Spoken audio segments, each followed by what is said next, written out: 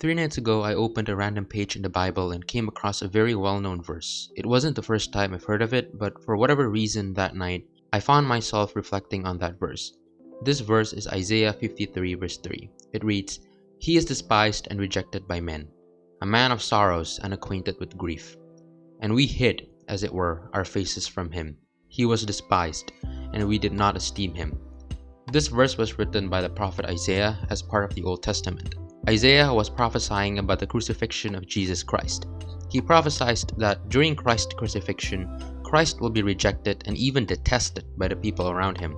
Christ was left to suffer alone, physically and emotionally. He's got to go through all that physical pain caused by the whips, the heavy cross that he had to carry, the nails that pierced right through his hands and feet, and the spear that ripped his guts open. He's got to go through the emotional pain as well, from seeing one of his beloved disciples betray him to hearing the hurtful things that the crowd throws at him.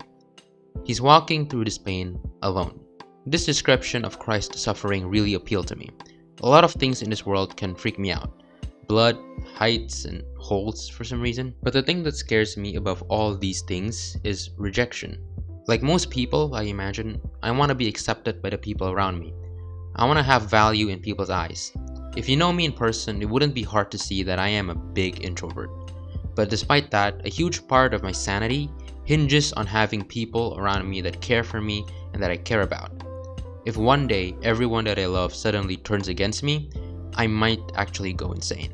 I can't fathom the idea of living without having people that you can talk to, people that understand you, and people who have your backs through your ups and downs. When Jesus was crucified, he was robbed of all of that. I know a guy named Simon helped him carry the cross, but he wasn't even close to experiencing the physical and emotional pain that Jesus was going through at the time.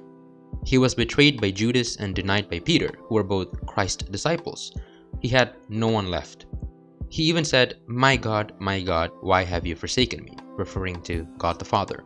Reflecting on all of that made me realize how much scary Christ's suffering is. But today, Christ is here for you and me. Jesus went through all that physical and emotional torment so that we don't have to go through that anymore. Jesus died so that we can be reconciled with God. Now, whenever we feel like we are alone and that nobody understands our issues, we know that we have a Father in heaven who cares deeply. If it matters to us, it matters to him too. God created our minds, and everything that happens in it is known to him. And to me, this is very comforting. The fact that God is here for me and that he will not reject me makes me feel warm on the inside. God loves you so very much, and he is here for you. You can talk to him anytime, so hit him up. Thank you for watching, and may God's peace be with you. Goodbye.